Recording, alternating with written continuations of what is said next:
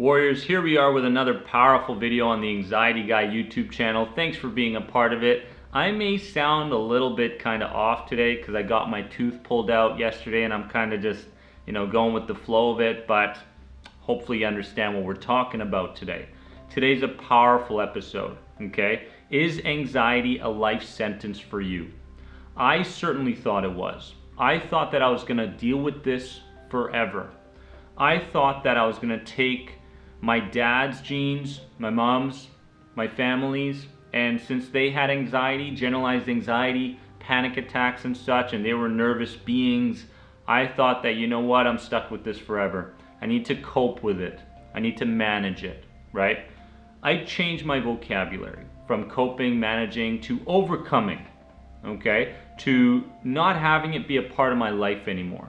And I quickly realized that when I started to change my thought patterns, my belief systems, my behaviors around things, my perceptions over things, things started to change. When things started to change and I started to prove to my subconscious mind that in fact I can control an environment, I can, be bigger than a problem, then I started to recognize that, hey, change is possible and maybe anxiety isn't a life sentence.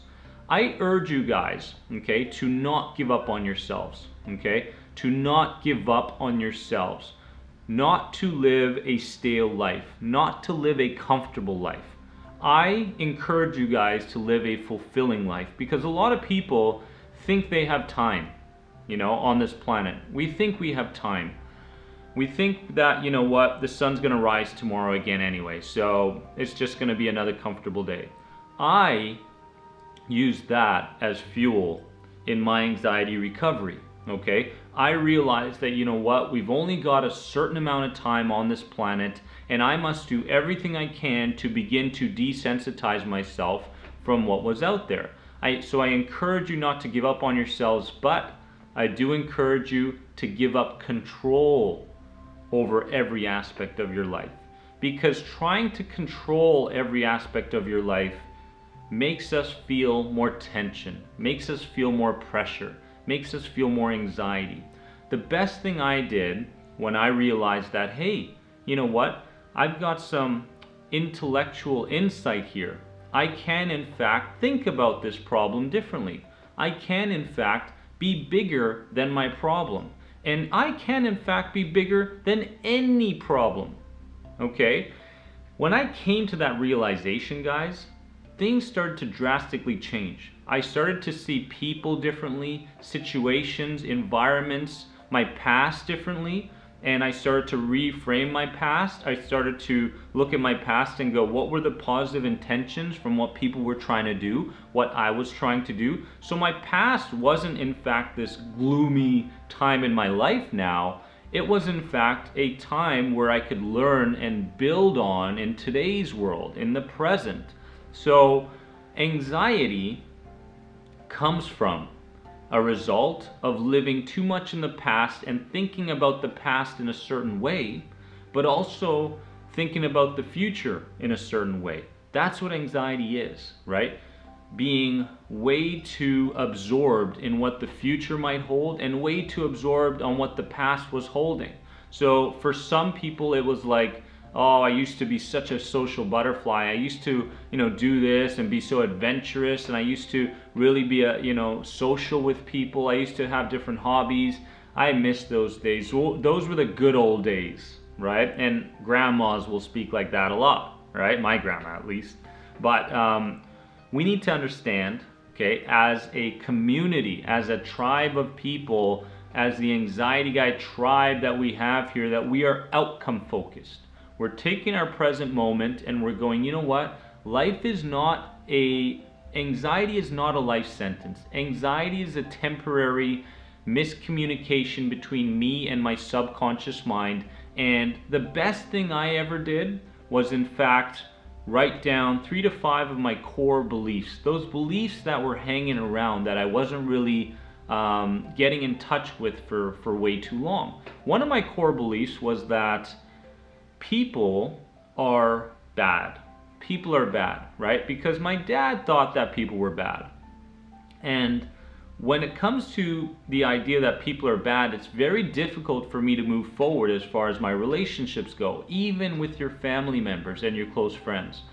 And your career goes. When you have a core belief like people are bad, okay, we must start to reframe that, and we must start to go, you know what? No, people are good, and here's why they're good, right? So changing your perceptions, changing the way you look at your core beliefs and how you can transform those things are very, very crucial. And you guys have all the resources within you as long as you give up control over most of the aspects of your life, because we're always trying to be better, we're always trying to be more productive, we're always trying to be, you know, this superhero, right? I mean, I see some moms today, and you know, God bless the moms out there, because you guys are incredible. I mean, the guys are incredible, of course, but lately I've been running into a lot of moms, and I see moms picking up their children from school, walking them to school, driving them to school, getting their breakfast, lunches ready, and then coming home and working on their side business, and then having to have a full-time job, and then, you know, going through hobbies and trying to still build their relationships. It is a difficult time today. It is. And fear sells, you know, and narrow-mindedness in today's world sells. So with narrow-mindedness, it's always about, you know, what's going to be the benefit now? What's going to be the benefit right now? If we go to a shopping mall and we don't like our shirts, for example, we could go right away and buy a new shirt that we love with the right color and everything like that. If we are feeling a little bit tense, we can go and call, you know, the massage therapist down the road, and we can say, hey, are you available at 2 p.m.? Boom. Okay, automatically starting to feel a little bit better. So we live in a world where we only see the narrow. We only see the next couple steps. But I encourage you, okay, if you want to get out of this idea that anxiety is a life sentence, we need to start looking at ourselves in a more broader kind of way, looking at the world in a more broader kind of way. And what I mean by that is seeing the big picture, right? The big picture as far as, you know what? People are bad. Okay, if I stick with this belief system, I'm never going to go forward in my career. I'm never going to build that business. I'm never going to be the mom or dad that I want for my kids, because they're going to take on those beliefs. Because our beliefs and our thoughts are all vibration, okay? And we're walking around, even if we won't talk to anybody, even if we're not mingling, even if we're not, you know, working around certain people and such, we're giving off a vibration no matter what, right? And this is invisible, and a lot of times the invisible is much more powerful than the visible.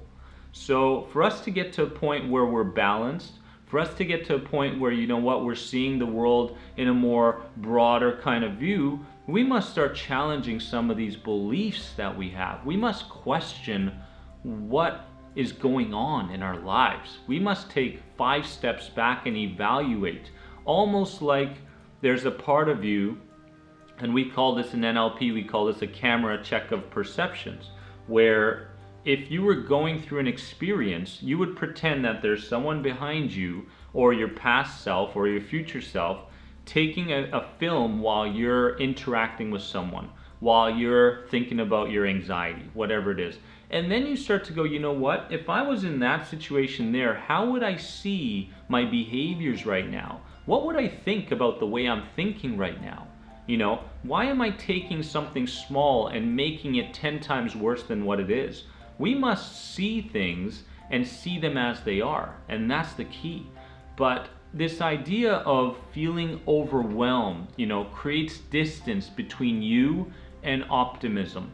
Okay, so if you're in a state where you're feeling overwhelmed, I have to take care of my anxiety, it's really overtaking every part of my life, we must get to a point where we simplify life.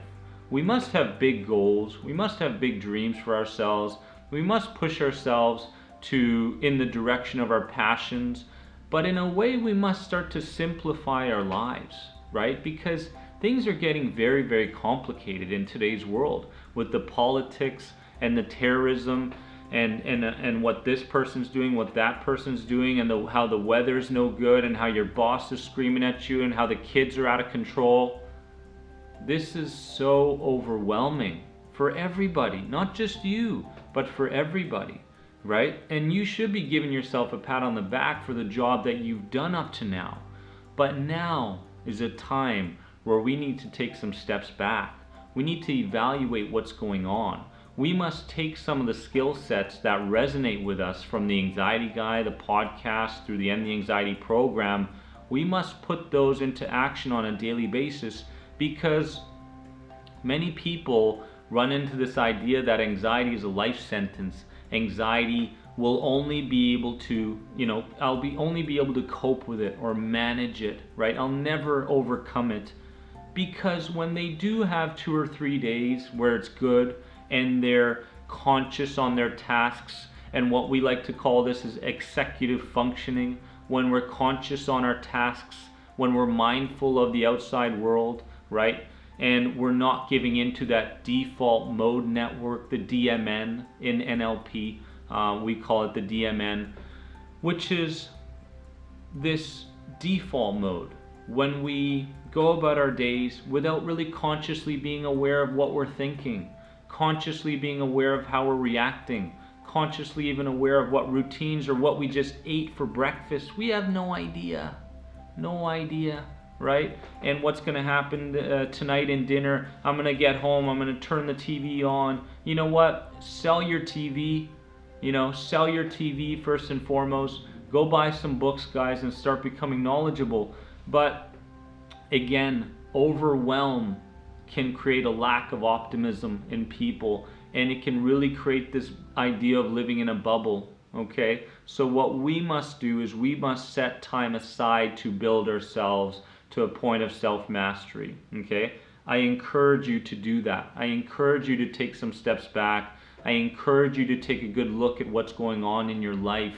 I encourage you to audit your friends list. I encourage you to get off social media and really, stop going on those chats and forums where people are just dwelling over their days and ruminating about how crappy their days are. These are the kinds of environments where we must keep ourselves away from. We must be creative again. And in order for us to bring out our creative side, which is in fact going to give us the most satisfaction in life, is if we can become inspired by other success stories. As many sufferers as there are out there that think they have a life sentence with anxiety, get out of the herd. Get out of that pack. I urge you, start balancing out your thoughts as far as what's negative and what's positive. Start seeing things as they are, and start following other people's success stories. Stop following the fears. Stop following the negativity. Stop watching shows that are constantly keeping you in a place of anxiety and panic and fear, because that's what it is. Drama sells, right? Get away from the drama. Simplify your life. That's the key, guys. And the anxiety suit, okay? For example, in NLP, as a practitioner myself, we carry around this suit all day long that is anxiety. For example, me, I thought I was a tennis player. So when I woke up in the morning, my identity was tennis. So when I was eating, guess what I thought about? When I was talking to someone, guess what I wanted to think about? I was a master at it. My default mode, my DMN, my default mode network was based around tennis. So when I didn't consciously take myself out of that default mode, when I took myself out of it and I consciously stepped into a task, a mindful task, I stepped out of my identity. I had some inner strength towards focusing on something else. So with your default mode network, guys, and I'm going to go into this more in the next video for sure, understand that whatever you think you are, your identity is, that's what your default is. Okay, and unless you consciously step in and start working on a new identity, which could be I'm an enlightened being, I'm an inspired person, I'm creative, I'm an athlete, I'm a firefighter, I'm a doctor, whatever your new identity is, it could be any kind of characteristic, it could be anything. I'm driven, I'm a motivated person. But you must start beginning to change your past identity, this anxiety suit that you constantly wear, zip it off, right? And start wearing a different suit, okay? Put on a different suit. Not one that's related to anxiety, fear, and stress and worry, but one that's related to inspiration, laughter, beauty, creation, dreaming, goals. That's the suit I want you guys to wear starting today. So take the suit off. Take it off and start wearing a different suit. And start replacing this new identity, guys. But I urge you to take this video, to really take the message from it, okay? Become inspired. Understand that this is just a temporary lack of dialogue between you and your subconscious mind, which I believe is anxiety, okay? And you have the power to reframe any experience. You have the power to perceive things much, much differently than the way you currently are. I believe that, okay, guys? If you have any questions, anxietyexit.com. Love you guys. I would love if you shared this video with others. Share it with the anxiety communities that you're in. Make sure that they're good communities, that the communities that are focused on outcome-based thinking. But guys, I love you, and remember, you are more than anxiety. See you in the next video.